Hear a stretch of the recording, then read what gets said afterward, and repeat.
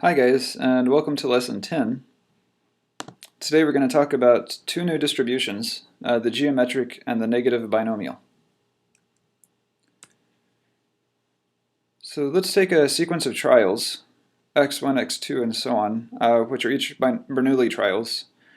They succeed with probability p and fail with probability 1 minus p.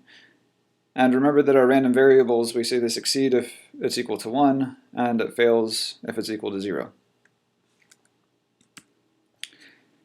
The question we want to ask is, when do we get the first 1? So you could imagine in an application, maybe you're shooting free throws, and a 1 means you make the free throw, and a 0 means that you miss. And so how many free throws must you shoot until you finally make one? Or if you want to think of flipping a coin, you could flip a coin until you finally flip a heads. How many coin flips does it take until you get your first heads? So for example, we would say that the random variable is 4, or it takes 4 trials, if x1 is 0, x2 is 0, x3 is 0, and x4 is 1. That is, the first 1 appears on the 4th trial. So we're going to let y represent the number of trials until we get the first 1. Well, it must be the case that y is at least 1, because we have to at least run 1 trial to have 1 success. However, it could take millions if it's really unlikely that we get a success. There's no upper bound to this.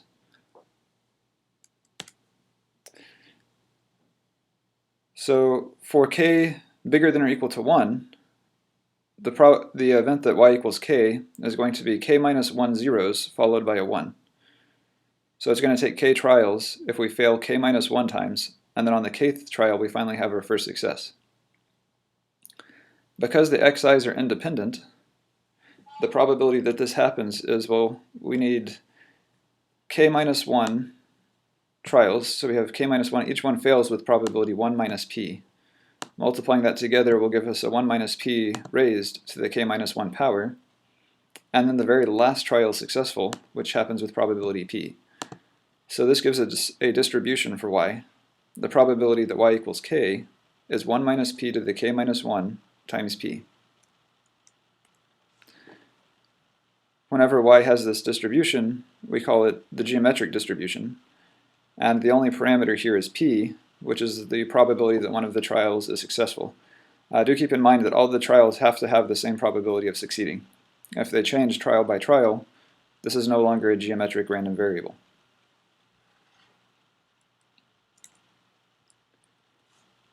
It could be the case, though, that we want to know how long it takes until the rth one occurs. So, for example, how many free throws must you shoot until you finally make 5 free throws? Well, in this case, we need at least r trials, because you have to have r trials to get r successes. So to have y equals k for k bigger than or equal to r, we're going to need k minus r failures and r minus 1 successes, followed by a final success.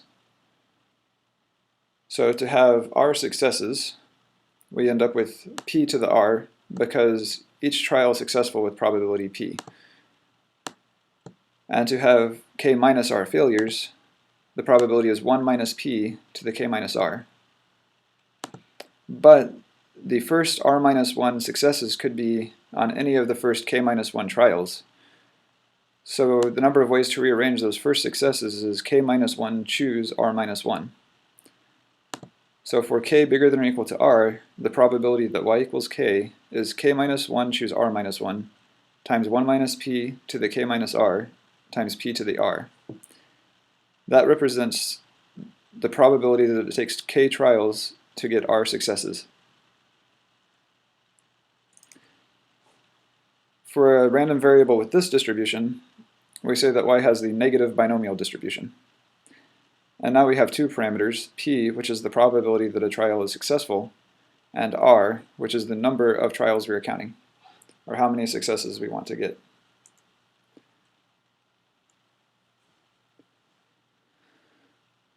We're going to also check that x is actually a well-defined, the geometric distribution is a well-defined distribution. So we're getting some sort of strange distributions now because there's an infinite number of values that these random variables can take. So x can take any value 1, 2, 3, 4, 5, and so on with positive probability, but is the probability of the entire space 1? Here you'll see where it gets the name geometric also. So let's take the sum from 1 to infinity of the probability that x equals I. Plugging in our definition of geometric random variable that we saw a couple of slides ago, this is the sum from 1 to infinity of 1 minus p to the I minus 1 times p. We can factor the p out of the sum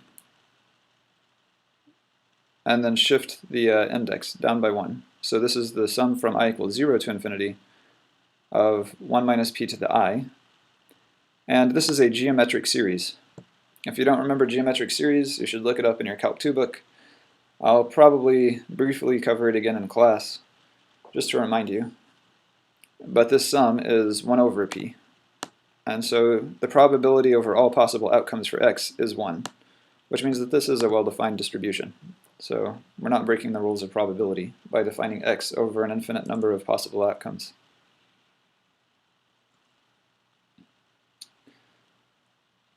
Alright, so that's all we're going to talk about in this one. I'll see you guys in class.